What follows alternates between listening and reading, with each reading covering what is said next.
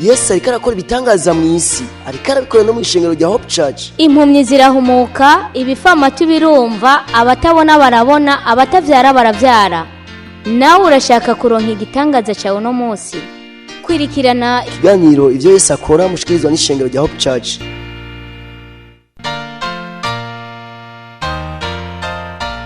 Woburusha, woburemerewe, wofisi ibibazo waburiye inyishu, wobugomba kwakira Yesu Kristo nk'umwami n'umukiza w'ubugingo bwawe, wobugomba kuvugana n'umukozi w'Imana Pasteur Nkeshimana, womwandikira ubutumwa bugufi kuri 76 96 96 96 kugira ngo agusengere kandi agufashe mu buryo bw'impwemu. Yesu yavuze ngo nimuze kuri jewe mwese abananiwe n'abaremerewe ndabaruhura.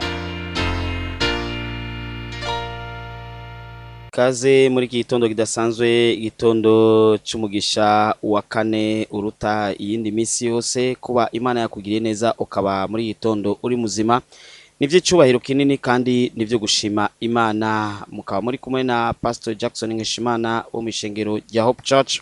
Ni kiganiro rero mutegurirwa mugashikirizwa n'ishengero rya Hope Church. Hope Church rero ikorera mu Carama gahahe kujya 11 urutse bisi ukabandanya nkuja ku ruzi Gikoma uge aho burukira bisi ni kujya 10, ariko rero aho dukorera 11 urenganye ijya 10 ucubandanya nkuja ku Gikoma ucubandanya kujya 11.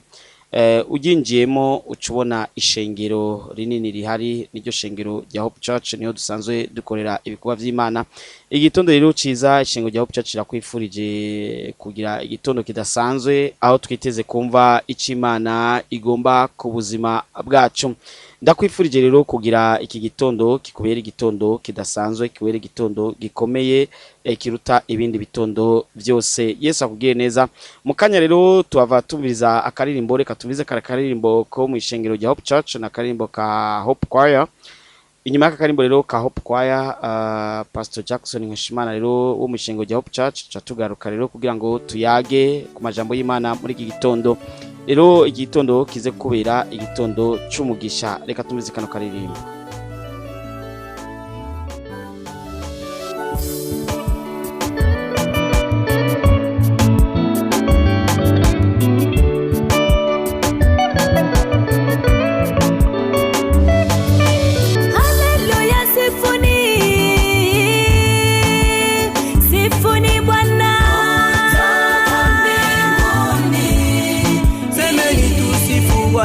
Mahali patakatifu, wote sifuni Bwana kutoka mbinguni. Burundi, Kongo, wote tusifu Bwana. Mahali patakatifu,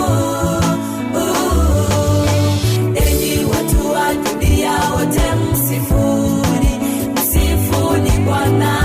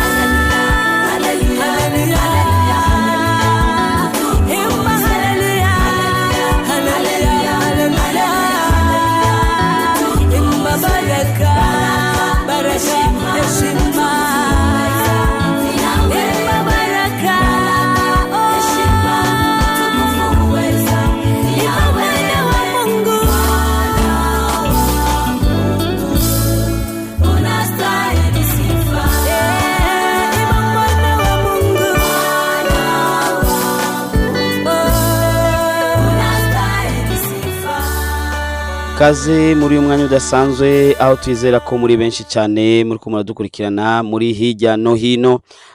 Tukaba tubashimira gose, tukaba dushimira abatwandikira batubwira ko bahezagiwe, tukaba dushimira rero n'abaturungikira audio z'intahe z'ivyo Imana yakoze ku nimero zacu muraza kuzumva duhejeje.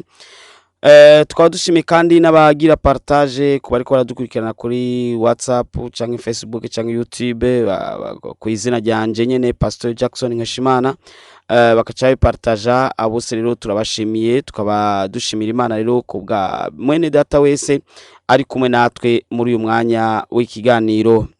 Murazirukaho tuko turiga ku bintu 14 bigaragaza ko Imana hari ikintu igiye kugukorera, hari icyo Imana igiye kugukorera, hari ibintu 14 bibigaragaza. Tumaze kwiga gushika ku bintu 8, ubu rero tugeze ku kintu kigira 9. Kintu kigira 9, reka murazi ko tuko twasoma ubutumwa bwiza bwanditswe na Yohana, ubutumwa bwiza bwa Yohana igice ca 11 nico tuko turiga ko. Reka rero turabe ku murongo wa 37. Ubutumwa bwiza bwanditswe na Yohana igice ca 11 ku murongo wa 37 turasoma mu izina rya Yesu. Ariko bamwe muri bo baravuga bati, mbega uwo yahumuye amaso y'impumyi ntiyoshoboye kubuza uwo ngo ntapfe? Imana ishimwe cyane. Aya n'amajambo y'Imana tuko turasoma, twarababwiye inkuru za Lazaro nizo tuko turavuga ko guhera ku gice ca mbere twagiye twiga kubijanye n'inkuru za Lazaro, tugeze kuri igice kigira 9 aho tubona ikintu kigira 9 Imana kigaragaza ko Imana ifise ikigomba gukorera n'abantu batabizi. Iki 9 naco tuvuga duti abantu bariko baracyoza Imana yawe kuko batazi ico Imana igiye kugukorera. Abantu bariko barayicyoza babona uraye ubusa bagacyoza Imana. Aba bavuze ngo no muntu yahora ahumura impumyi niyo bujije ko umuntu apfa, kuko abo bari bazi ko umuntu amaze gupfa biba biheze, nta bubasha bundi buhari bushobora kumuzura. Babona umenga kabisa arashobora guhumura impumyi, mugabo hari ibintu kameme bidashoboka, hari ibintu bidashoboka, niba navyiyumvira yuko ashobora kumuzura. Nawe barabona kumenga aho ugeze Imana yawe ko itaserutse nta kigishoboka, bigeze ahantu none ko iyo Mana yawe itaserutse. Bariko baracyoza Imana yawe kuko batayizi, ntibazi Imana yawe inkomezi ifise, ntibazi Imana Jehova Jire, Jehova Nisi, Jehova El Shaddai. Yavuze ngo nduhoraho nye n'ingabo. Urabona uhoraho nye n'ingabo ni wakomeye, arakomeye, arahambaye, niwe nye n'ingabo, niwe afise igisirikare ca mbere gishobora kugwana n'abadaimoni n'abantu n'iki n'ibiki. Nihoraho nye n'ingabo. Uwo ntibamuzi, ntibazi icyo ashobora gukora. Kubera iki? Kuko batazi icyo akubikiye. Buri Imana irafise ibyo kubikiye igiye kugukorera mu buzima bwawe. Ego babivuga uko kuko batazi Imana yawe kandi batazi n'iki igiye gukorera. Haro n'abantu usanga bama baja gusenga ahantu babanyedini batazi Imana yawe. Urumva baritiranya ivy'Imana bakitiranya n'ivy'idini bakabivanga, bakabona umenga birasa ariko ntibisa. Buriya twambara nkabo, tukajya nkabo, tukiga amashuri nkabo, ariko nitumeze nkabo. Oya, turafise Imana kandi Imana ikomeye, vuga uti amena. Kandi uriko ugatembera ufise uhonyora ukuguru ugahonyora neza kabisa, ukumva kuremereye kuko ufise Imana. Imana irusha ivyo bindi vyita Imana, Imana irusha ivyo bigirwa Mana. Baracyojeje Imana ya Maria na Marita na Lazaro, baracyojeje Yesu.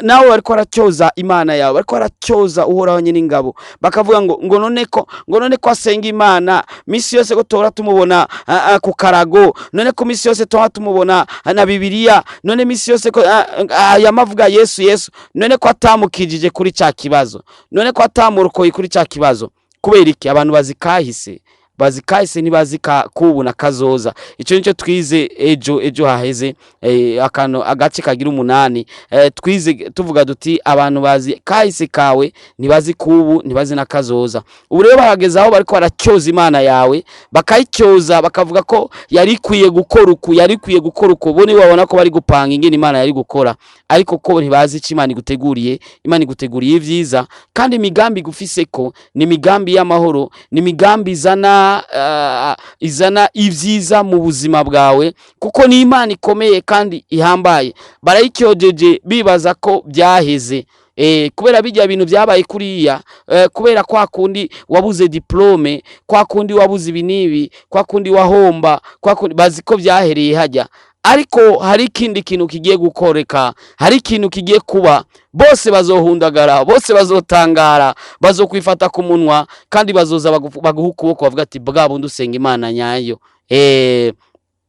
Niwitege umunsi uraho, sindawuzi, witege kandi aka audio nimba ugafise muri WhatsApp uzukabika ahantu uzosoya kandi ukumvirize, cyangwa kuri Facebook ugumuraba. Nukuvuga hari umunsi bazoguha ukuboko ati bwa bundi urasenga Imana y'ukuri. Kandi bazobanza bakubwire ngo uyo Mana usenga urabandanya uyisenga kweri ni Imana y'ukuri, nawe uce wigifyeri uvuga ati yego senga Imana y'ukuri, wagira ngo je nsenga ibigirwa Mana, je nsenga Bayali canke Dagon canke nibindi. Je nsenga Imana y'ukuri yari imisi n'ijuru, Imana ivuga ati ni je uhoraho nyene ingabo. Iyo Mana niyo je nsenga, Yehova Rafa, Yehova Shama, Yehova Shalom, Yehova Donai n'andi mazina yose. Ego niyo nsenga, kandi izokwa mikore bikomeye nibihambaye, kandi murorera mubona izobemeza, iyo Mana izobemeza. Reka dusenge kugira ngo ivyo bavuze vyose byo gucyoza Imana yawe, bavuga ko idashoboye, Imana yigaragaze cette fois-ci, yigaragaze kugira ngo bose babibone. Ego tugira dusenge kugira ngo Imana ibereke ko ari Imana igukorera igitangaza. Amena. Amajambo bavuze Imana yarihoreye, maze ubu Imana ize gukora ikintu gikomeye cyane, bose bazamenye kusenga Imana y'ukuri. Reka dusenge. Mwami Yesu, mwamugororotse, uyu mwene data yaraciye mu bibazo bitandukanye bituma abantu bacyoza Imana yiwe, bavuga ngo none ko yasenga Imana ko bitabaye ukuna kuriya, iyo abasenga Imana ntiyari guhura n'ikibazo kinakiriya. Abantu baravuze amajambo, uyu mwene data yariganyiye, uyu mwene data yararize, uyu mwene data yaravuze kumbure nawe nyine amajambo menshi, kumbure no kwidodomba byarabayemo. Ariko Mwami Yesu, ndagusabye Imana ko woseruka kugira ngo abavuze bose, abiyumvira ko adasenga Imana y'ukuri babimenye kandi babibone, kandi babibonesha amaso yabo. Gwero no munsi ibintu byose bikunde. Nimba hari ahantu yagomba kuja kudepoza, nimba hari urudandazo yagomba kujamo, nimba hari ikintu yagomba kujamo, agomba kubana nawe, Mana uze kubana nawe, ikiganza cyawe kibe hejuru yiwe. Nditeze bishasha, nditeze ikintu uyu mwene data za kumbwira cico wakoze. Ni mu izina rya Yesu Kristo umwami n'umucunguzi wacu. Amen. Yesu aguhezagire, akugirire neza, akwitwararike, akugwanirire muri vyose.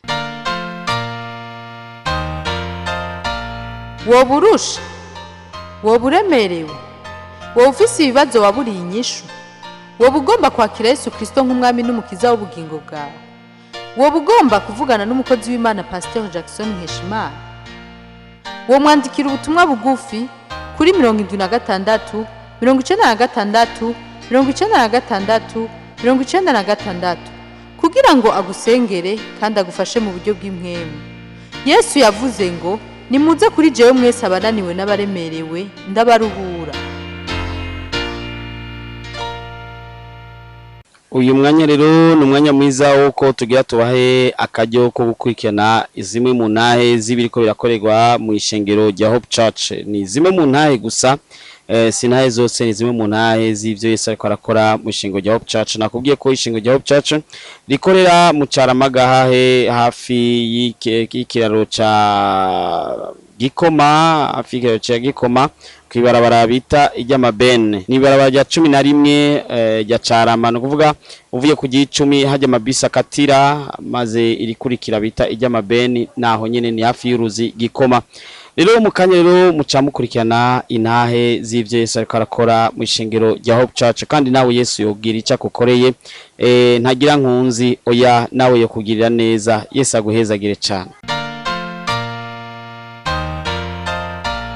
Woburusha, woburemerewe, wofisi ibibazo waburiye inyishu, wobugomba kwakira Yesu Kristo nk'umwami n'umukiza w'ubugingo bwawe, wobugomba kuvugana n'umukozi w'Imana Pasteur Nkeshimana, womwandikira ubutumwa bugufi kuri 76 96 96 96 kugira kugira ngo agusengere kandi agufashe mu buryo bw'impwemu. Yesu yavuze ngo nimuze kuri jewe mwese abananiwe n'abaremerewe ndabaruhura.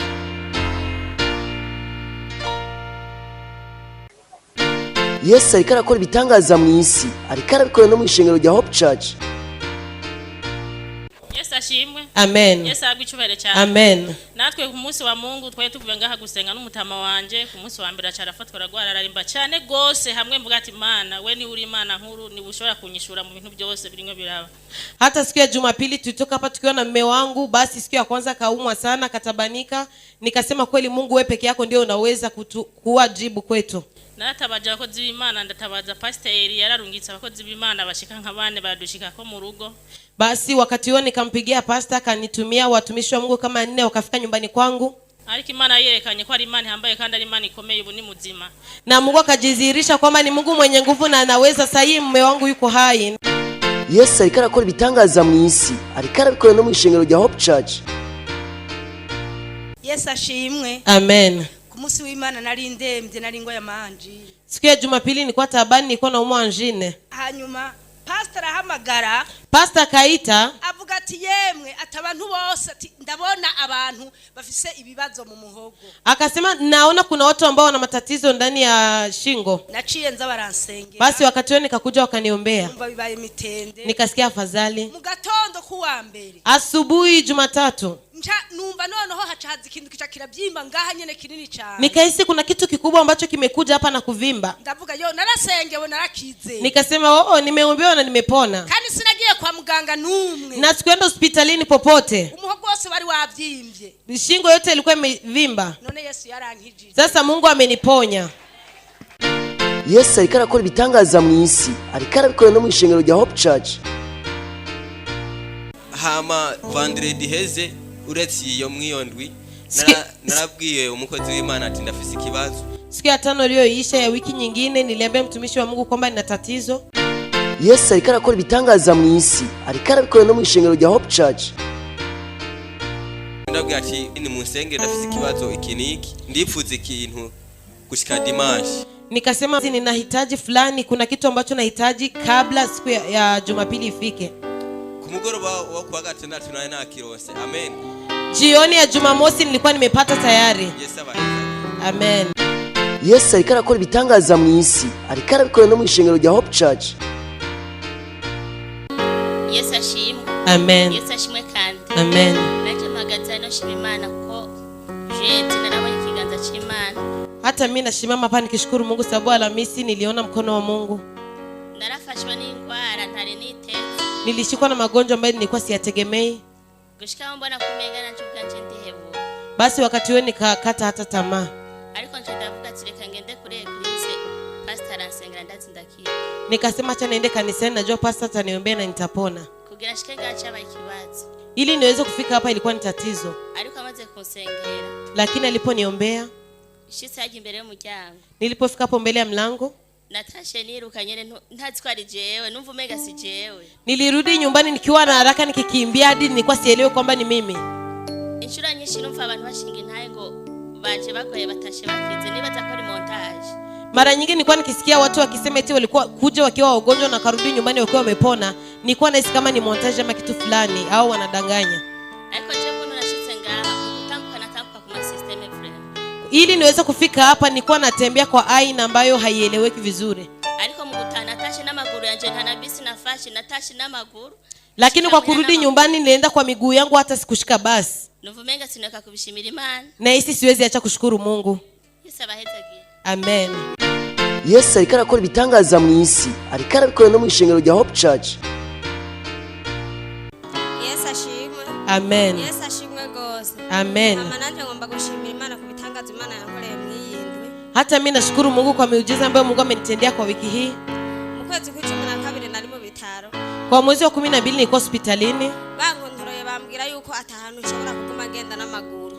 Waliponiangalia au kunipima wakasema haiwezekani niwe natembea kwa miguu. Kuva mva mu bitaro nagumanye ubabare budasanzwe. Hadi tangu nitoke hospitali nilikuwa na maumivu. Nkifuza no kuza kuri eglise ariko haragera igihe byanga. Nilikuwa natamani kuja hapa lakini kuna wakati nilikuwa nashindwa. Dimanche turi ngaha kwishengera. Siku ya Jumapili tulipokuwa hapa kanisani, aho pastor dusengera Pastor alipotuombea, nukuri ndashima Imana cyane nashukuru Mungu sana. nukuri iyi ndwi iheze yose numva atari ahantu hamwe mbabara Kweli hii wiki yote inaisha bila kuhisi maumivu hata fasi moja. ibyo byari byase ko mpaguruka ariko numvise nukuri ntobyikawusha Nilikuwa nimeshindwa kusimama lakini naona siwezi kaa kimya. indwi yose iheze ntembera numva ata kibazo na kimwe Hii wiki yote inaisha nikitembea na nikiwa sina maumivu au matatizo yoyote. kubw'ibyo ndavuga ati Imana nihabwe icyubahiro. Kwa hiyo Mungu asifiwe sana. Yesu abahezagiye. Amen. Yesu ariko arakora ibitangaza mu isi, ariko arabikora no mu ishengero rya Hope Church.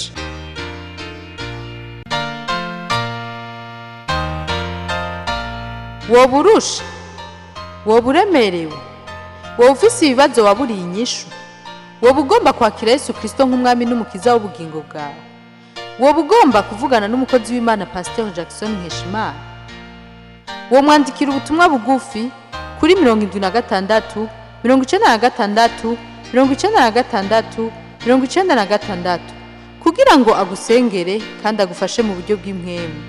Yesu yavuze ngo nimuze kuri jewe mwese abananiwe n'abaremerewe ndabaruhura. Nizere rero ko wumvise intahe kandi intahe nizere ko zagushitse kunyota kandi ndizera ko wumva ko ari byo Yesu ariko akorera abandi.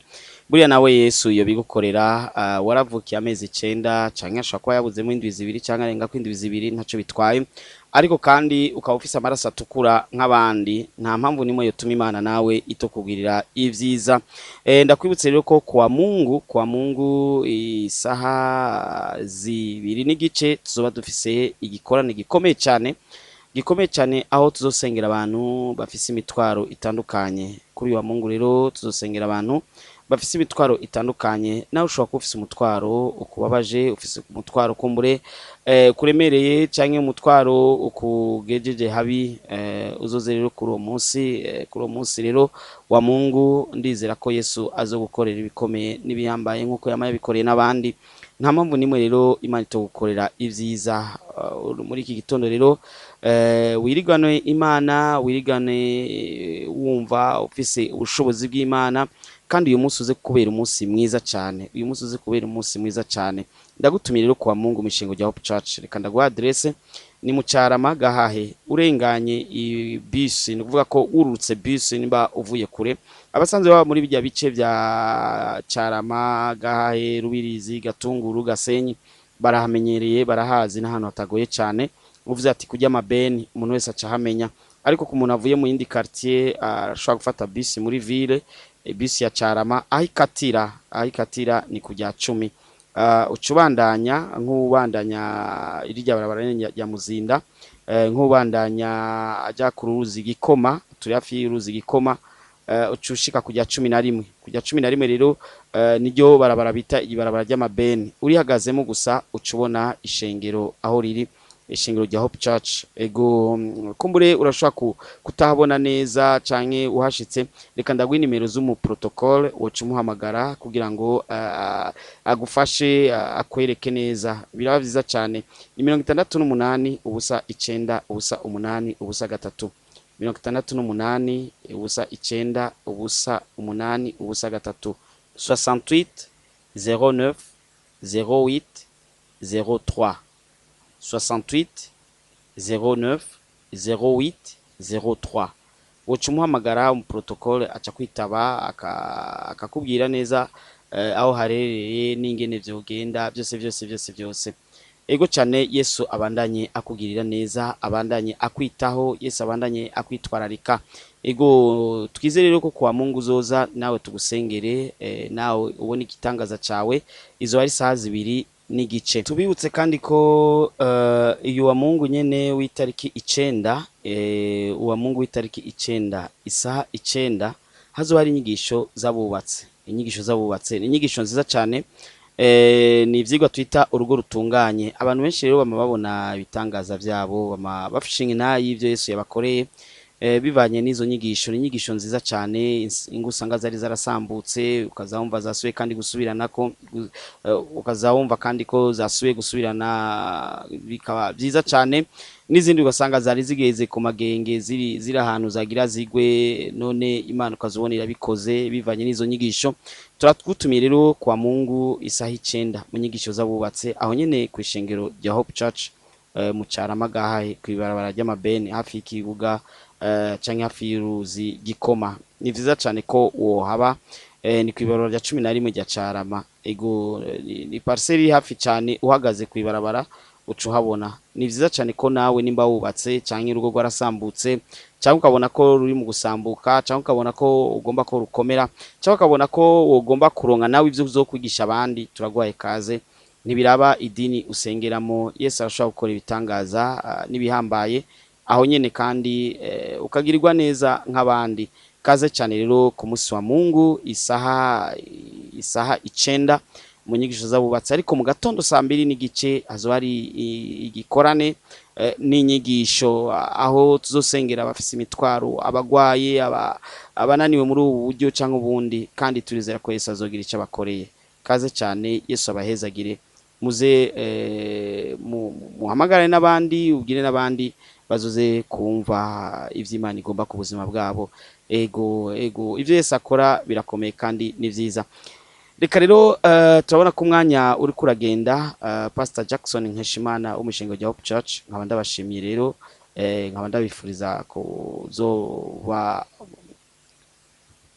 nkaba ndabifuriza rero kugira igitondo ciza cy'umugisha. Tuzosubira rero kwa 4 mu gatondo ka kare nk'aya mango. Ego Yesu aguhezagire. Yesu ariko arakora ibitangaza mu isi, ariko arabikora no mu ishengero rya Hope Church. Impumyi zirahumuka, ibifamatu birumva, abatabona barabona, abatavyara baravyara. Mweje kumviriza ikiganiro ivyo Yesu akora mushikirizwa n'ishengero rya Hope Church.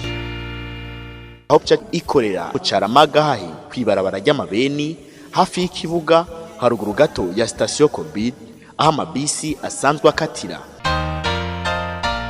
Woburusha, woburemerewe, wofise ibibazo waburiye inyishu, wobugomba kwakira Yesu Kristo nk'umwami n'umukiza w'ubugingo bwawe, wobugomba kuvugana n'umukozi w'Imana Pasteur Jackson Nkeshimana, womwandikira ubutumwa bugufi kuri 76 96 96 96 kugira ngo agusengere kandi agufashe mu buryo bw'impwemu. Yesu yavuze ngo nimuze kuri jewe mwese abananiwe n'abaremerewe ndabaruhura.